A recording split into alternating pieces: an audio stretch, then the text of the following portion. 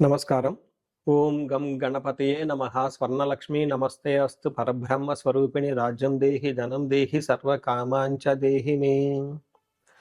అందరికీ స్వర్ణలక్ష్మి అమ్మవారు ఎప్పుడు ప్రతి నిమిషం సంతోషంగా ఉండే విధంగా, చక్కగా నవ్వుతూ ఉండే విధంగా, ఆనందభరితంగా ఉండే విధంగా మనల్ని అందరినీ అనుగ్రహించాలని, అంతేకాకుండా మనందరికీ రాజ్యాధికారం ఉండే విధంగా అనుగ్రహించాలని, అమ్మవారు మనందరికీ సమృద్ధిగా ధనం ఇవ్వాలని, అంతేకాకుండా ప్రతి ఒక్కళ్ళకి వాళ్ళ మనసులో ఉన్న కోరిక తక్షణమే నెరవేర్చే విధంగా అమ్మవారికి మనకు ఆశీర్వాదం ఉండాలని చెప్పేసి కోరుకుంటూ ముందుకెళ్దాం.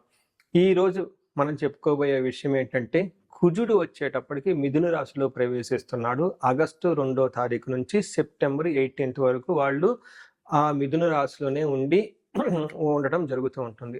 తద్వారా 12 రాశుల వారికి చాలా విషయాల్లో అనేక రకాలైన మార్పులు చేర్పులు వచ్చే అవకాశం ఎక్కువగా ఉంటుంది. కొంతమంది అనుకూలంగా ఉంటుంది, కొంతమందికి వచ్చేటప్పుడు ప్రతికూలంగా ఉంటుంది, కొంతమందికి కొంచెం ఇబ్బంది పెట్టే విధంగా ఉంటుందని తెలుసుకోవాలి. కుజుడు వచ్చేటప్పటికి ధైర్యానికి, పరాక్రమానికి, హీరోయిజానికి సంబంధించిన గ్రహము. కుజుడు వచ్చేటప్పటికి ఎనర్జీ, స్ట్రెంగ్త్, ఇనిషియేటివ్ అనే పనికి ముందుకెళ్ళాలని దానికి సంబంధించిన గ్రహము. యంగర్ బ్రదర్స్ సిస్టర్స్ ఎవరంటే వాళ్ళకి సంబంధించిన గ్రహము. అంతేకాకుండా మోస్ట్ ఇంపార్టెంట్, కుజుడుని భూమి పుత్ర అంటారు. అంటే ల్యాండ్స్, ప్రాపర్టీస్, బిల్డింగ్, కన్స్ట్రక్షన్ వీటికి సంబంధించిన గ్రహం. కుజుడు వచ్చేటప్పటికి మిలిటరీ, పోలీస్, సైన్యాధ్యక్షులు ఇలాంటి వాటికి సంబంధించి వెపన్స్కి సంబంధించిన గ్రహము.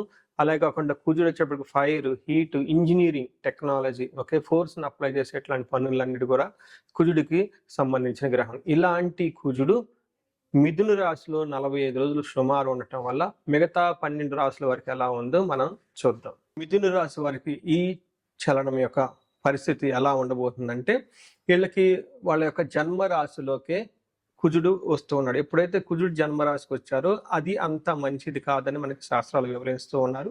కొంచెం జాగ్రత్తగా ఉండవలసిన టైంని గమనించాలి. ఇందులో భాగంగా ఏ విధంగా వీళ్ళకి కొంచెం ప్రాబ్లం వచ్చే అవకాశం ఉంటుందంటే, మోస్ట్ ఇంపార్టెంట్గా శారీరకంగా కొంచెం ప్రాబ్లం వచ్చే అవకాశం ఉంటుంది. అంటే శరీరం హీట్ కావటం, లేదంటే ఎండిపోయినట్లు ఉండటం, లేదంటే శరీరానికి సంబంధించిన బ్లడ్లో కానీ లేదంటే వైరల్ ఫీవర్ ఇలాంటివి వచ్చే అవకాశం ఎక్కువగా ఉంటుంది.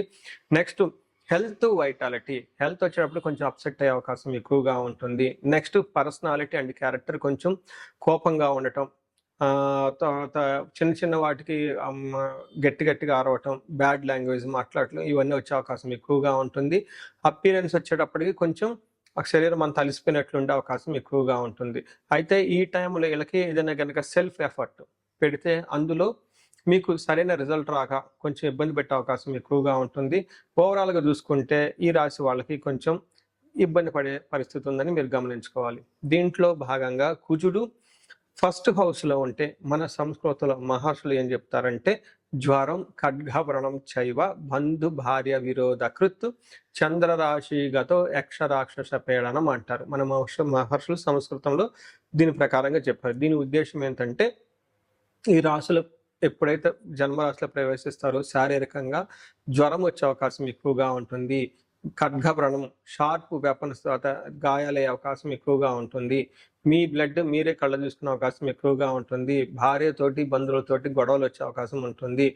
అంతేకాకుండా యక్ష రాక్షస పీడనం అంటారు. అంటే తెలవకుండా మీకు ఏదో ఒక ప్రాబ్లంతో బాధపడుతూ ఉంటారు, హాస్పిటల్స్కి వెళ్తూ ఉంటారు, కానీ పెద్ద ప్రాబ్లమ్స్ ఏమి ఉండవు, కానీ బాగా సఫర్ అవుతూ ఉంటారు. దానికి రీజన్ అయితే పెద్ద రీజన్లు అయితే ఏమో ఉండవు. సడన్గా జ్వరాలు అవన్నీ వచ్చి హాస్పిటల్స్కి వెళ్ళే అవకాశం ఎక్కువగా ఉంటుంది. అంతేకాకుండా ఈ టైంలో స్టమక్ పెయిన్స్, చాలా మందికి కడుపు నొప్పులు వచ్చే అవకాశం ఎక్కువగా ఉంటుంది. ఎనిమిలు ఉంటే, శత్రువులు ఉంటే బాధపడే అవకాశం ఎక్కువగా ఉంటుంది అని గమనించుకోవాలి. సో చూసారు కదండి, కుజుడు ఈ రాశిలో ఉండటం చేత కొంచెం జాగ్రత్తగా ఉండవలసిన అవసరం ఎంత ఉందని గమనించాలి. మనం ఈ రాశి వారికి పరిహారాలు చూసుకుంటే, ఇందులో పరిహారాలు 2-3 రకాలుగా చెప్తానండి. ఒకటి సెల్ఫ్ రెమెడీస్, మీరు చెప్పుకునే పరిహారాలు చెప్తాను. రెండో పరిహారం మీరు గమనించుకుంటే, ఈ యొక్క శ్రావణ మాసాన్ని దృష్టిలో పెట్టుకొని ఈ శ్రావణ మాసాన్ని ఎలా సద్వినియోగం చేసుకోవాలో దాని గురించి పరిహారాలు చెప్తాను. తర్వాత విశేష పరిహారాలు ఉన్నట్టు మీ యొక్క ఇండివిడ్యువల్ జాతకానికి సంబంధించిన పరిహారాలు, ఇలా 3 లెవెల్లో పరిహారాలు చెప్తాను.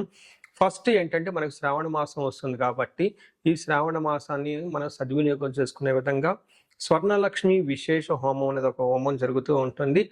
ఎవరైనా గనక అది నా సమక్షంలో జరుగుతూ ఉంటుంది.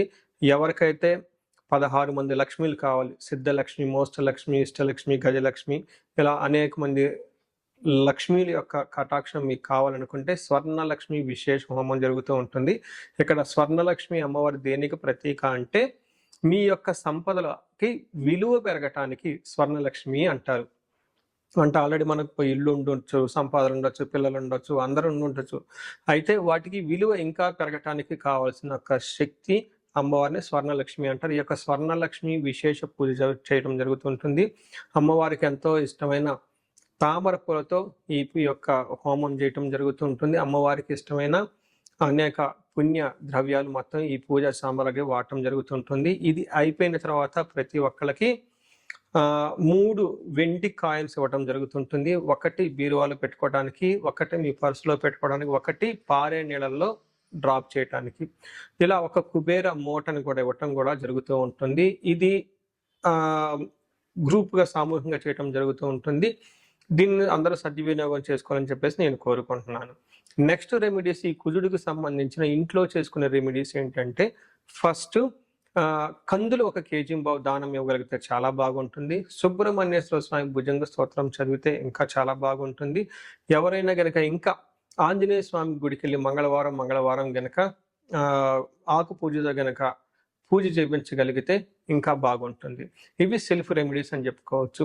విశేష రెమెడీస్ అన్ని కొన్ని ఉంటాయి. ఇవేంటంటే మీ యొక్క ఇండివిడ్యువల్గా జాతకంలో ఏదైనా గనక దోషాలున్నా, గ్రహశాంతులున్నా అవి ఒకసారి జాతక చక్రం చూపించుకుంటే బాగుంటుంది. ముఖ్యంగా ఎవరి వయసు అయితే 40 సంవత్సరాలు +−5 ఇయర్స్ అంటే 35 to 45, 50 ఈ రేంజ్లో ఉండి సక్సెస్ఫుల్గా 10 ఇయర్స్ ట్రాక్ రికార్డ్, ఎడ్యుకేషన్ ఉండి, ప్రొఫెషనల్ ట్రాక్ రికార్డ్ ఉండి, అంతా బాగుండి ఎక్కడో కనుక లైఫ్లో మీకు ఆగిపోయారన్న ఒక ఫీలింగ్ వచ్చేసి ఉంటే దానికి కారణం మీకున్న శాపాలు యాక్టివేట్ అయ్యి ఉంటాయని గమనించుకోండి. దానికి కారణం మీ యొక్క జాతక చక్రంలో ఉన్న గ్రహాల యొక్క చెడు యొక్క దోషాలు మీ మీద ఉందని గమనించుకోవాలి. ఇలా మీకు అనిపిస్తే ఒక్కసారి ఇండివిజువల్గా మీ యొక్క జాతక చక్రం చూపించుకొని తగు పరిహారాలు చేసుకోవాలని చెప్పేసి కోరుకుంటున్నాను. అందరూ ఇప్పుడు విధంగా స్వర్ణలక్ష్మి విశేష హోమంతో పాటు హెల్త్ బాగా లేకపోతే మృత్యుంజయ హోమము, ఆయుష హోమం చేయించుకోవటం, భార్యాభర్తలకు అన్యోన్య దాంపత్య పాశుపత హోమం చేయించుకోవటం, ఎలాంటి పరిష్కారాలను కానీ సరే రాహువుకి సంబంధించిన ఇలాంటివి ఉంటే చండీ హోమం చేయించుకోవటం చాలా ముఖ్యం అని చెప్పేసి నేను కోరుకుంటున్నాను. మీ అందరికీ అష్టైశ్వర్యాలు కలగాలని, భోగభాగ్యాలు కలగాలని చెప్పేసి నేను కోరుకుంటున్నాను. నమస్కారం.